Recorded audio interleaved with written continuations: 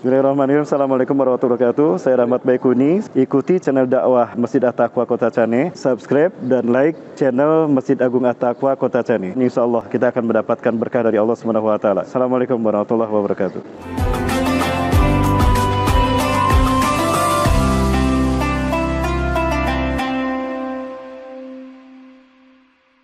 Innal hamdalillah nahmaduhu wa nasta'inuhu wa nastaghfiruh wa na'udzu billahi min shururi anfusina wa min sayyiati a'malina may yahdihillahu fala mudilla lahu wa may yudlil fala hadiya lahu asyhadu an la ilaha illallah wahdahu la syarika lahu wa asyhadu anna muhammadan 'abduhu wa rasuluhu la nabiyya ba'dahu.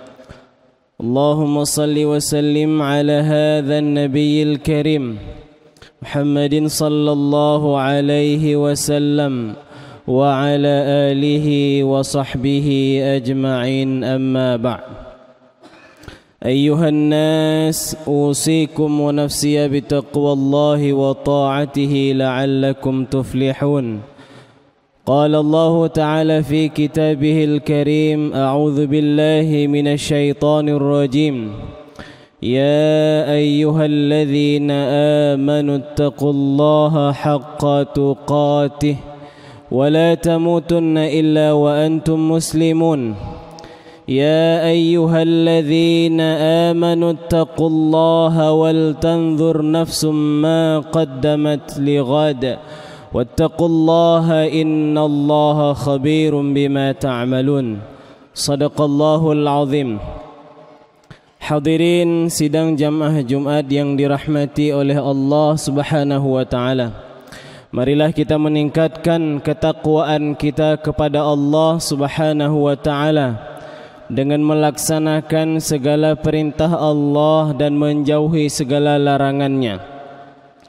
Bersyukur kita kepada Allah atas limpahan nikmat yang begitu banyak. Nikmat hidayah, nikmat iman, nikmat Islam, nikmat kesehatan, kelapangan hidup dan lain sebagainya. Mudah-mudahan nikmat itu semua mampu membuat kita semakin dekat kepada Allah Subhanahu wa taala. Kemudian salawat dan salam kepada Rasulullah sallallahu alaihi wasallam. Beliau yang telah meninggalkan cara yang jelas bagaimana seharusnya kita hidup supaya bahagia di dunia dan bahagia juga di akhirat. Rasulullah sallallahu alaihi wasallam adalah contoh. Rasulullah sallallahu alaihi wasallam adalah uswah. Beliaulah guru yang harus kita ikuti di dalam kehidupan ini. Salawat dan salam juga kepada para sahabat, kepada keluarga Rasulullah sallallahu alaihi wasallam. Hadirin sidang jamaah Jumat yang dirahmati oleh Allah Subhanahu wa taala. Peradaban Islam merupakan salah satu peradaban yang meninggalkan kebaikan dalam sejarah kehidupan manusia. Rasulullah sallallahu alaihi wasallam memulai peradaban itu ketika Allah Subhanahu wa taala menurunkan kitabnya yaitu Al-Qur'anul Karim. Sehingga bermodalkan Al-Qur'anul Karim, Rasulullah selama 23 tahun membina sahabat. Membina para tabi'in dan seterusnya, sehingga kita bisa merasakan lahirnya peradaban yang mulia, peradaban yang beradab, bukan peradaban yang tidak beradab. Salah satu ajaran, salah satu syariat yang ada di dalam peradaban mulia ini adalah ajaran ataupun syariat berwakaf. Rasulullah sallallahu alaihi wasallam memulainya dengan mewakafkan tanah untuk dibangunkan Masjid Quba. Kemudian juga beliau mewakafkan tanah untuk didirikan Masjid Nabawi. Kemudian Jabir bin Abdullah mengatakan bahwa tidak ada satu orang sahabat pun yang mampu kecuali mereka telah mewakafkan sesuatu kepada Islam ini. Hadirin sidang jamaah Jumat yang dirahmati oleh Allah Subhanahu wa taala. Salah satu pilar kejayaan adalah wakaf. Wakaf tidak hanya berfungsi mengentaskan kemiskinan. Wakaf berfungsi lebih dari itu. Wakaf membangun peradaban Islam ini.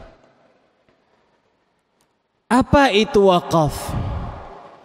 Banyak ulama memberikan pengertian yang berbeda-beda tentang definisi daripada wakaf ini. Tapi kita mengambil salah satu dari definisi yang banyak itu. Wakaf adalah tahbisul asl wa tasbilul manfa'ah. Menahan pokok harta, kemudian memberikan manfaatnya untuk kesejahteraan umat. Wakaf ini ada wakaf harta yang tidak bergerak. Tanah misalnya. Dan ada wakaf juga wakaf harta yang bergerak. Contohnya misalnya kendaraan. Kemudian wakaf uang yang pada tahun 2000 sudah difatwakan oleh MUI bahwa wakaf uang juga sah. Ya, kita melaksanakan wakaf uang tunai, bukan wakaf harta yang tidak bergerak. Hadirin sidang jamaah Jumat yang dirahmati oleh Allah Subhanahu wa taala. Lan tanalul birra hatta tunfiqu mimma tuhibbun. Kata Allah, kalian tidak akan mendapatkan kebaikan yang sempurna hatta sehingga kalian menginfakkan sesuatu yang kalian cintai. Tunfiqun di sini ditafsirkan oleh ulama adalah mewakafkan sesuatu yang kita cintai di jalan Allah Subhanahu wa taala. Umar ibn al-Khattab radhiyallahu an mendapatkan sebidang tanah yang cantik di Khaybar. Kemudian bertanya kepada Rasulullah. Kemudian Rasulullah mengatakan, in syi'ta habasta. Wahai Umar, kalau engkau mau, engkau tahan pokok tanah itu, kemudian sedekahkanlah hasil daripada tanah yang ada di Khaybar itu. Rasulullah sallallahu alaihi wasallam telah memberikan bagaimana seharusnya kita berwakaf. Kemudian diikuti oleh para sahabat. Diikuti oleh Umar ibn al-Khattab mewakafkan hartanya di Khaybar. Kemudian diikuti oleh Utsman bin Affan mewakafkan sumur Raumah yang dibeli dari Yahudi, di mana sumur itu sampai sekarang masih mengalirkan airnya yang terletak di Madinah. Kemudian Talhah juga mewakafkan harta terbaiknya sebuah kebun yang dikenal dengan kebun Bairuha. Itu pun diwakafkan oleh Talhah kepada Rasulullah sallallahu alaihi wasallam yang manfaatnya diberikan kepada kemaslahatan kaum muslimin. Hadirin sidang jamaah Jumat yang dirahmati oleh Allah Subhanahu wa taala. Wakaf adalah amalan kebaikan yang paling besar pahalanya. Wakaf adalah sedekah sekali, tetapi pahalanya berkali-kali bahkan sampai hari kiamat. Utsman bin Affan sudah meninggal 15 abad yang lalu, tetapi harta-harta yang beliau wakafkan masih memberikan manfaat sampai hari ini, di mana kebaikan dan pahalanya juga akan diberikan oleh Allah kepada Utsman bin Affan radhiyallahu an. Kita ambil lagi contoh yang lebih dekat dengan kita. Ada seorang Habib dari Aceh pergi melaksanakan ibadah haji ke Mekah. Kemudian beliau dengan beberapa jamaah haji yang lain mengumpulkan uang. Kemudian membeli rumah di Mekah Al-Mukarramah. Awalnya rumah itu tidak sebesar yang ada sekarang. Kalau dibayangkan mungkin rumah itu terletak di dalam Masjidil Haram yang ada sekarang setelah perluasan. Karena perluasan Masjidil Haram kena tanah yang diwakafkan oleh Habib Buga Aceh tadi, kemudian kerajaan Saudi memberikan ganti untung, bukan ganti rugi, ganti laba, digantikan berkali lipat.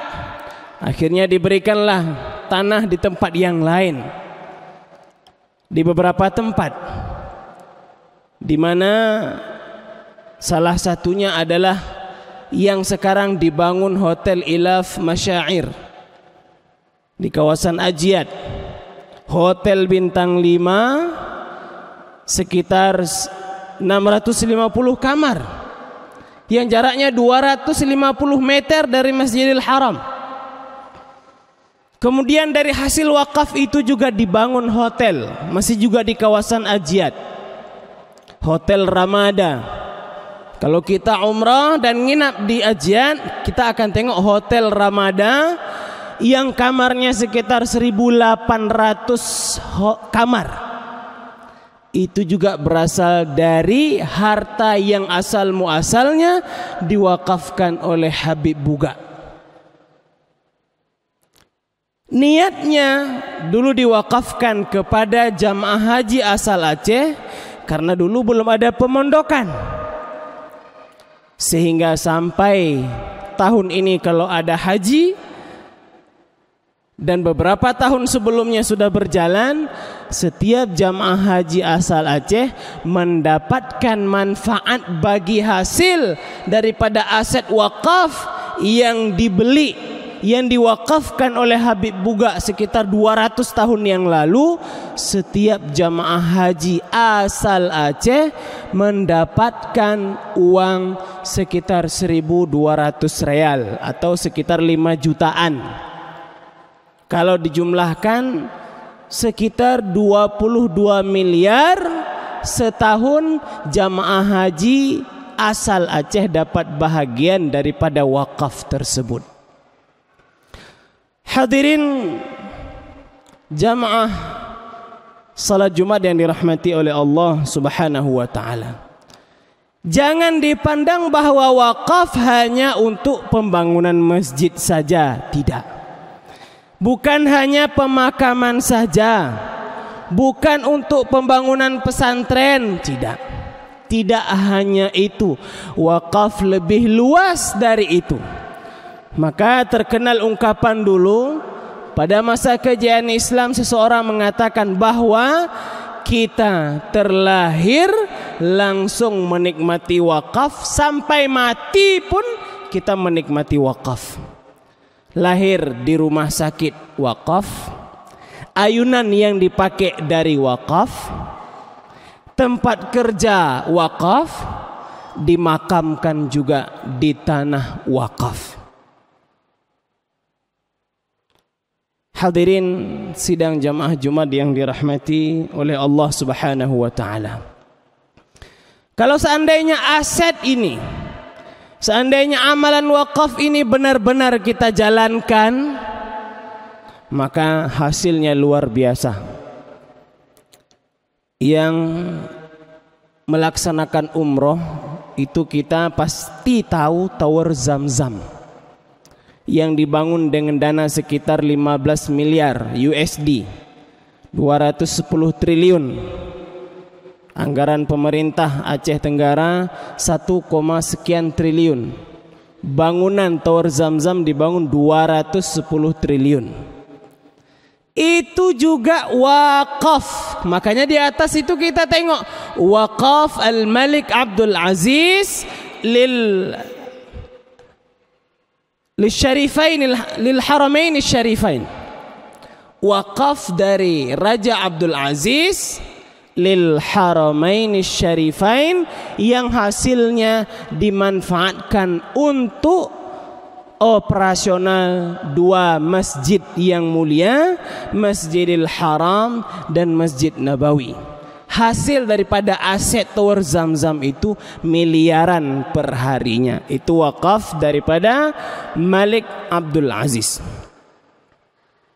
Hadirin sidang jamaah Jumat yang dirahmati oleh Allah Subhanahu wa taala. Apakah hanya orang kaya saja yang bisa berwakaf? Tidak. Siapapun sekarang bisa berwakaf sesuai dengan kemampuan masing-masing.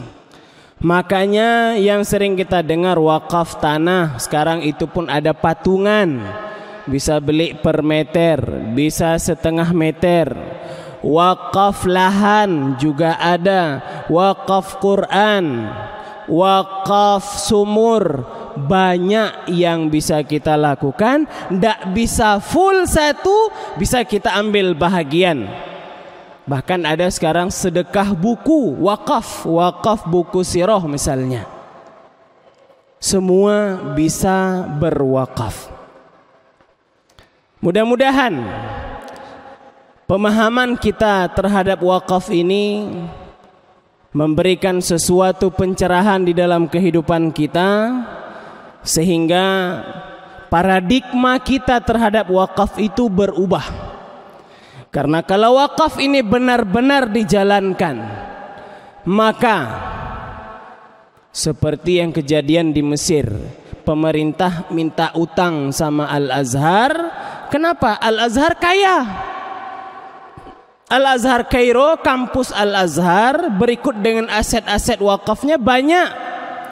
Sehingga pernah suatu ketika pemerintah Kairo pun minta pinjam uang daripada wakaf, hasil wakaf. Kalau seandainya amalan ini bisa kita kerjakan, bisa kita budayakan di dalam kehidupan kita. Contoh misalnya, setiap bupati yang akan mengakhiri masa jabatannya, contoh, dia mewakafkan sesuatu untuk umat ini. Misalnya diwakafkan melalui Masjid Agung At-Taqwa. Misalnya bupati yang akan mengakhiri masa jabatannya, dia mewakafkan satu ruko untuk Masjid Agung At-Taqwa. Dia mewakafkan 15 hektar kebun sawit untuk Masjid Agung At-Taqwa. Dia mewakafkan sekitar hektar sawah untuk Masjid Agung At-Taqwa, diikuti dengan pejabat-pejabat lainnya. Luar biasa. Sehingga Masjid Agung At-Taqwa setiap tahunnya tidak perlu lagi mengemis-ngemis anggaran dari pemerintah. Kalau diberikan alhamdulillah, kalau tidak kami sudah mampu. Dari mana? Dari wakaf para pejabat-pejabat yang ada di Aceh Tenggara, insya Allah. Maka ini hasilnya akan luar biasa. Bahkan bisa jadi nanti suatu saat Masjid Agung At-Taqwa mengelola banyak aset wakaf. Bisa jadi anak-anak yatim juga akan dijaga dengan hasil daripada wakaf tersebut oleh Masjid Agung At-Taqwa. Jadi ke depan hayalan saya, UPTD tidak hanya mengurus masjid saja, mengurus kebersihan masjid saja, fasilitas masjid dan lain sebagainya. Bisa jadi ke depan Masjid Agung At-Taqwa akan mengelola aset wakaf yang bisa jadi sampai triliunan rupiah. Amin ya rabbal alamin. Barakallahu li wa lakum fil Qur'anil azim wa nafa'ani wa iyyakum bima fihi minal ayati wadh-dhikril hakim wa taqabbala minni wa minkum tilawatahu innahu huwas samiul basir.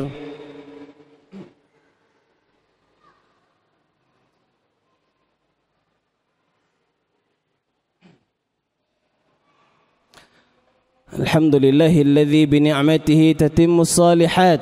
أشهد أن لا إله إلا الله وحده لا شريك له، وأشهد أن محمدا عبده ورسوله لا نبي بعده. اللهم صل وسلم على هذا النبي الكريم محمد صلى الله عليه وسلم وعلى آله وصحبه أجمعين.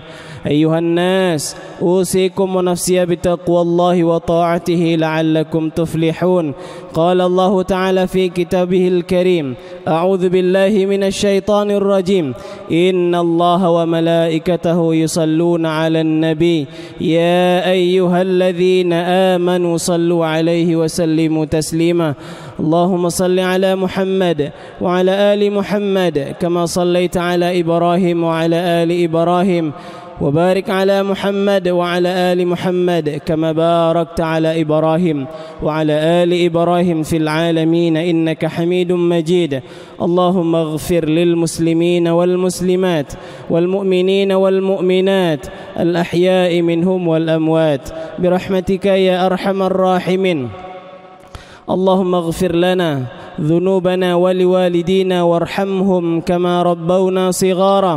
ربنا ظلمنا أنفسنا وإن لم تغفر لنا وترحمنا لنكونن من الخاسرين. ربنا آتنا في الدنيا حسنة وفي الآخرة حسنة وقنا عذاب النار ولذكر الله أكبر والله يعلم ما تصنعون. أقم الصلاة. Bismillahirrahmanirrahim. Assalamualaikum warahmatullahi wabarakatuh. Saya Rahmat Baikuni. Ikuti channel dakwah Masjid At-Taqwa Kota Cane. Subscribe dan like channel Masjid Agung At-Taqwa Kota Cane. Insyaallah kita akan mendapatkan berkah dari Allah Subhanahu wa taala. Assalamualaikum warahmatullahi wabarakatuh.